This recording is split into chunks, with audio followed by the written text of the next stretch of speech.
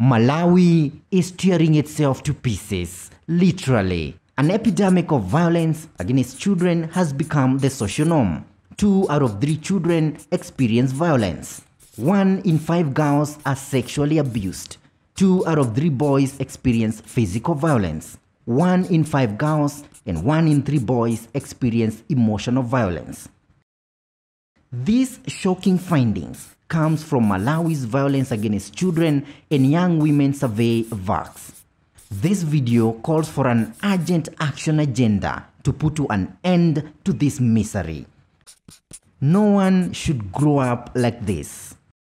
Sexual abuse before the age of 18. 1 in 5 females and 1 in 7 males experience sexual abuse.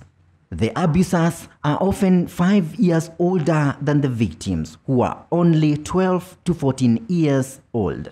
Most children tell someone when they are abused, but less than 1 in 10 ever receive professional help. Less than a quarter even know where to seek help. Physical violence against children. 2 in 3 boys and 2 in 5 girls experience physical violence. Half of young adults witness violence in their homes.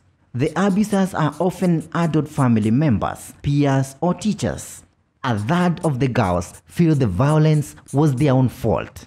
Emotional violence against children. 1 in 5 girls and 1 in 3 boys are emotionally abused more than once by taunting and humiliating comments. Parents are the most frequent perpetrators. Consequences are staggering. The long-term effects of all this violence include mental distress, drunkenness, risky sexual practices, susceptibility to STIs, self-harming, and suicide.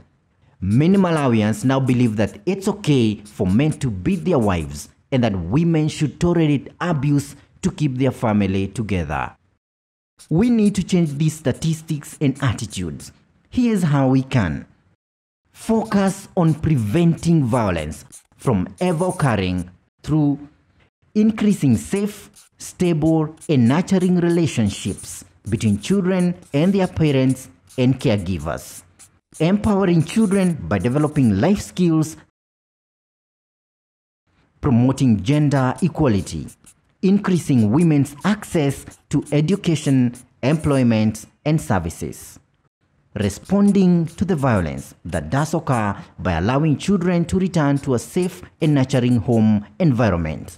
We need a new culture in Malawi that rejects the violent norms that perpetuate and accept violence.